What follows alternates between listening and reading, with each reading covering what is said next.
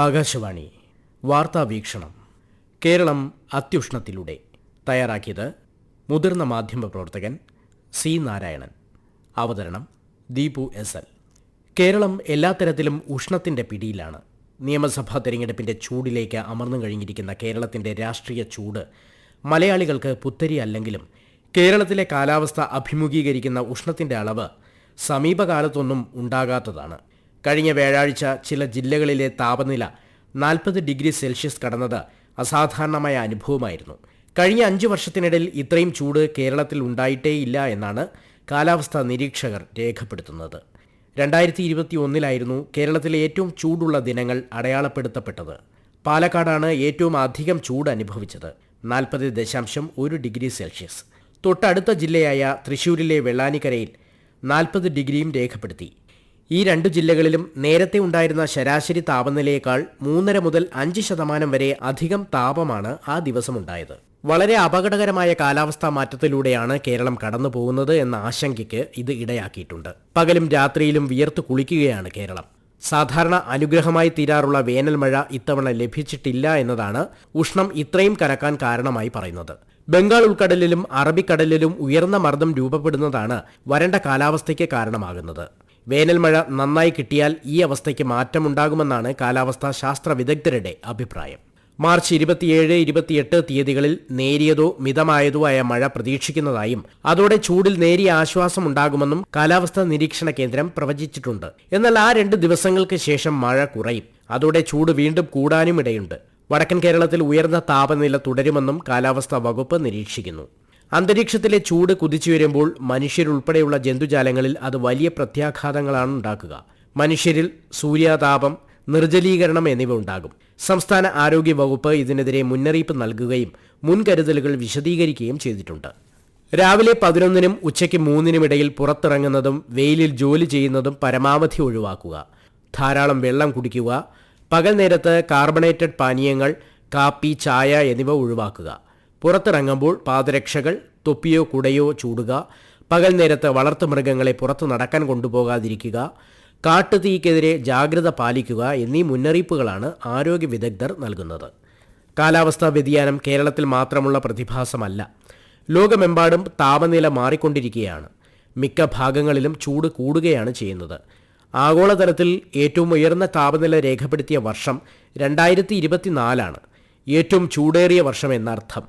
ആഗോള താപനില 1.55 ഡിഗ്രിയാണ് ഒറ്റയടിക്ക് വർദ്ധിച്ചത്. പരമാവധി പ്രവചിച്ചിരുന്ന പരിധി 1.5 ഡിഗ്രി ആയിരുന്നു. ഇന്ത്യയിൽ ഏറ്റവും ചൂടേറിയ 15 വർഷങ്ങളിൽ 10 എണ്ണവും കഴിഞ്ഞ 15 വർഷങ്ങൾക്കിടയിലാണ് ഉണ്ടായത്. കൃത്യമായി പറഞ്ഞാൽ 2010നും 2024നും ഇടയിൽ. കഴിഞ്ഞ 10 വർഷം ഏറ്റവും ചൂടേറിയ ദശകമായിരുന്നു. കേരളത്തിലെ താപനില വർധന ആഗോള പ്രവണതകൾക്ക് അനുസൃതമായി തന്നെയാണ് മാറിക്കൊണ്ടിരിക്കുന്നത്. കേരളത്തിൽ 1980, 2020 കാലയളവിൽ എല്ലാ ജില്ലകളിലും താപനില ക്രമമായി വർദ്ധിച്ചു വരുന്ന പ്രവണതയാണ് ശാസ്ത്രീയ പഠനത്തിൽ വെളിപ്പെട്ടത്. എന്നാൽ തീരദേശ സംസ്ഥാനമായ കേരളത്തിൽ വടക്കേ ഇന്ത്യയിൽ കാണപ്പെടുന്ന അത്ര ഉയർന്ന താപനില അനുഭവപ്പെടാറില്ല. അതേസമയം ഉഷ്ണതരംഗങ്ങളുടെ വരവിനുള്ള സാധ്യത കേരളത്തിലുമുണ്ട്. നേരിയ ഉഷ്ണതരംഗം പോലും കടുത്ത ജലക്ഷാമത്തിന് കാരണമാകും. അത് കൃഷിയെയും ദൈനംദിന ജീവിതത്തെയും ഒരുപോലെ ബാധിക്കുന്നതാണ്. വർദ്ധിച്ചു വരുന്ന ചൂടിനൊപ്പം തെക്കു പടിഞ്ഞാറൻ മൺസൂണിൽ ഉണ്ടാകുന്ന മഴക്കുറവും കേരളത്തിന് വിനയായി മാറുന്നുണ്ട്. 2024 തെക്കു പടിഞ്ഞാറൻ മൺസൂൺ സീസണിൽ ശരാശരിയേക്കാൾ 13% മഴക്കുറവാണ് കേരളത്തിലുണ്ടായത്.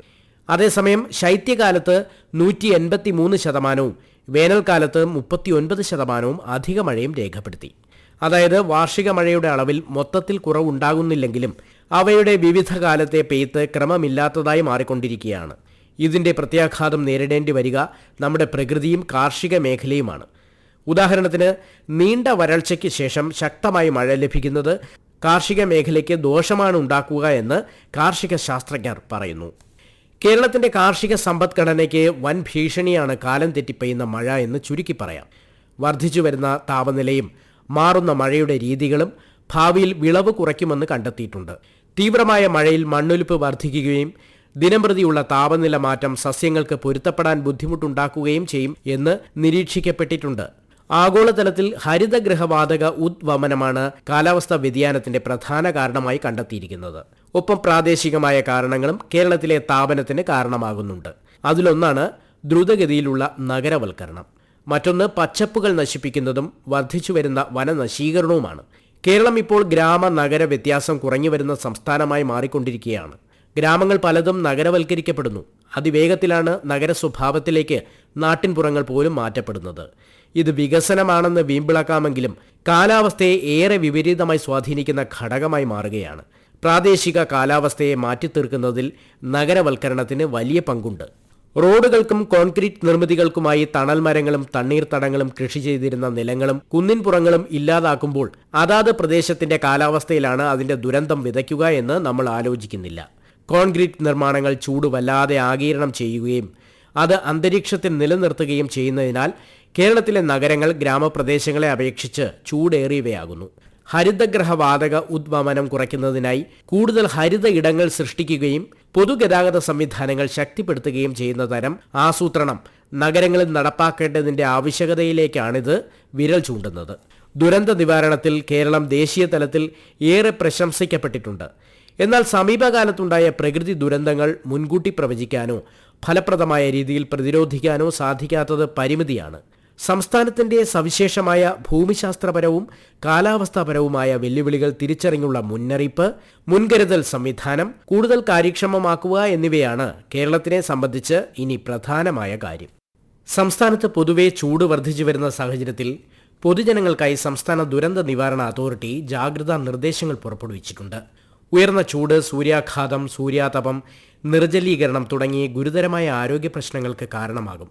തുടർച്ചയായി കൂടുതൽ സമയം അൾട്രാവയലറ്റ് രശ്മികൾ ശരീരത്തിൽ ഏൽക്കുന്നത് സൂര്യാതപത്തിനും ത്വക്ക് രോഗങ്ങൾക്കും നേത്രരോഗങ്ങൾക്കും മറ്റ് ആരോഗ്യ പ്രശ്നങ്ങൾക്കും കാരണമായേക്കാം. നേരിട്ട് ശരീരത്തിൽ കൂടുതൽ സമയം തുടർച്ചയായി സൂര്യപ്രകാശം ഏൽക്കുന്നത് ഒഴിവാക്കണം. ദാഹമില്ലെങ്കിലും ധാരാളം വെള്ളം കുടിക്കണം.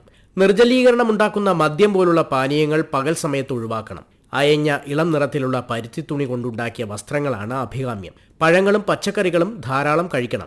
ചന്തകൾ, കെട്ടിടങ്ങൾ, മാലിന്യ ശേഖരണ നിക്ഷേപ കേന്ദ്രങ്ങൾ തുടങ്ങിയ ഇടങ്ങളിൽ തീപിടുത്തങ്ങൾ വർദ്ധിക്കാനും വ്യാപിക്കാനുമുള്ള സാധ്യത കൂടുതലാണ്. ഇവയോട് ചേർന്ന് താമസിക്കുന്നവരും സ്ഥാപനങ്ങൾ നടത്തുന്നവരും പ്രത്യേകം ജാഗ്രത പാലിക്കണം. ചൂട് അധികരിക്കുന്ന സാഹചര്യത്തിൽ കാട്ടുതീ വ്യാപിക്കാനുള്ള സാധ്യതയുമുണ്ട്. ചൂടുകാലത്ത് വന്യമൃഗങ്ങൾ നാട്ടിലേക്കിറങ്ങുന്ന സംഭവങ്ങൾ ധാരാളമായി റിപ്പോർട്ട് ചെയ്യപ്പെടാറുണ്ട്. അതിനാൽ തന്നെ വനം വകുപ്പിന്റെ വിവിധ നിർദ്ദേശങ്ങൾ കർശനമായി പാലിക്കണം. നിർമ്മാണ തൊഴിലാളികൾ, കർഷകർ, വഴിയോര കച്ചവടക്കാർ, കാഠിന്യമുള്ള പുറംജോലികളിൽ ഏർപ്പെടുന്നവർ എന്നിവരുടെ ജോലി സമയം ക്രമീകരിക്കാൻ ദുരന്ത നിവാരണ അതോറിറ്റി നിർദ്ദേശം നൽകിയിട്ടുണ്ട്. ഇത്തരക്കാർ കഴിയുന്ന ഇടങ്ങളിലെല്ലാം കുടകൾ ഉപയോഗിക്കുകയും നേരിട്ട് വെയിലേൽക്കാതിരിക്കാൻ ശ്രദ്ധിക്കുകയും വേണം. ഇരുചക്ര വാഹനങ്ങളിൽ ഓൺലൈൻ ഭക്ഷണ വിതരണം നടത്തുന്നവർ ഉച്ചസമയത്ത് സുരക്ഷിതരാണെന്ന് സ്ഥാപനങ്ങൾ ഉറപ്പുവരുത്തണം. ചൂടേൽക്കാതിരിക്കാൻ ഉതകുന്ന രീതിയിലുള്ള വസ്ത്രധാരണം നടത്താൻ അത്തരം തൊഴിലാളികൾ ശ്രദ്ധിക്കണം. യാത്രക്കിടയിൽ അല്പസമയം വിശ്രമിക്കാൻ പ്രത്യേകം ശ്രദ്ധിക്കണം. കൂടാതെ വിവിധ മതവിഭാഗങ്ങളുടെ ഉത്സവങ്ങളും വേനൽക്കാലത്ത് ആഘോഷിക്കുന്നുണ്ട്. സംസ്ഥാനത്ത് നിയമസഭാ തിരഞ്ഞെടുപ്പ് ആസന്നമായിരിക്കുന്ന ഈ ഘട്ടത്തിൽ ഇതിനോടൊക്കെ അനുബന്ധിച്ച് പൊതുപരിപാടികൾ, സമ്മേളനങ്ങൾ എന്നിവ നടത്തുമ്പോൾ അവയിൽ പങ്കെടുക്കുന്നവർക്ക് ആവശ്യമായ കുടിവെള്ളം, തണൽ എന്നിവ ലഭ്യമാണെന്ന് സംഘാടകർ ഉറപ്പുവരുത്തണം. ഉയരുന്ന വേനൽ ചൂടിനൊപ്പം ജലദൗർലഭ്യവും പലയിടങ്ങളിലും റിപ്പോർട്ട് ചെയ്തു തുടങ്ങിയിട്ടുണ്ട്. ഉയർന്ന പ്രദേശങ്ങളിൽ പ്രത്യേകിച്ചും വെള്ളം പാഴാക്കാതെ ഉപയോഗിക്കാനും വേനൽ മഴ ലഭിക്കുമ്പോൾ പരമാവധി സംഭരിക്കാനുമുള്ള നടപടികൾ സ്വീകരിക്കണം. ശുദ്ധജല ലഭ്യത കുറയുന്ന സമയമായതിനാലും ജലജന്യ രോഗങ്ങൾക്കുള്ള സാധ്യത കണക്കിലെടുത്തും പുറത്തേക്ക് പോകുമ്പോൾ ഒരു കുപ്പിയിൽ കുറച്ച് കുടിവെള്ളം കരുതുന്നത് നമുക്ക് ശീലമാക്കാം. കുട്ടികളെയോ വളർത്തുമൃഗങ്ങളെയോ പാർക്ക് ചെയ്ത വാഹനങ്ങളിൽ ഇരുത്തിപ്പോകാൻ പാടില്ല. ഇത് വലിയ അപകടങ്ങൾക്കും ജീവഹാനിക്കും കാരണമായേക്കും. ഉച്ചവെയിലിൽ കന്നുകാലികളെ മേയാൻ വിടാനോ വളർത്തുമൃഗങ്ങളെ വെയിലത്ത് കെട്ടിയിടാനോ പാടില്ല. ഉയരുന്ന അന്തരീക്ഷ താപനിലയ്ക്ക് ഒപ്പം തന്നെ നമ്മുടെ വിദ്യാലയങ്ങളിൽ ഇപ്പോൾ പരീക്ഷാ ചൂടിന്റെ കാലം കൂടിയാണിപ്പോൾ. വിദ്യാഭ്യാസ സ്ഥാപനങ്ങളിൽ ശുദ്ധമായ കുടിവെള്ളവും ക്ലാസ് മുറികളിൽ വായു സഞ്ചാരവും ഉറപ്പാക്കേണ്ടതുണ്ട്. പരീക്ഷാ ഹാളുകളിലും ജലലഭ്യത ഉറപ്പാക്കണം. സ്കൂളുകൾ, കോളേജുകൾ എന്നിവ മാത്രമല്ല, അങ്കണവാടികൾ പോലുള്ള സ്ഥാപനങ്ങളും ഇക്കാര്യത്തിൽ ശ്രദ്ധ പുലർത്തണം. വൈദ്യുതി ഉപയോഗം നിയന്ത്രിക്കണം. പക്ഷികൾക്കും മൃഗങ്ങൾക്കും തീറ്റയൊരുക്കിയും തണ്ണീർപന്തലുകൾ സജ്ജമാക്കിയും വേനലിനെ പ്രതിരോധിക്കാം. നിങ്ങൾ കേട്ടത് വാർത്താ വീക്ഷണം. കേരളം അത്യുഷ്ണത്തിലൂടെ. തയ്യാറാക്കിയത് മുതിർന്ന മാധ്യമ പ്രവർത്തകൻ സി നാരായണൻ.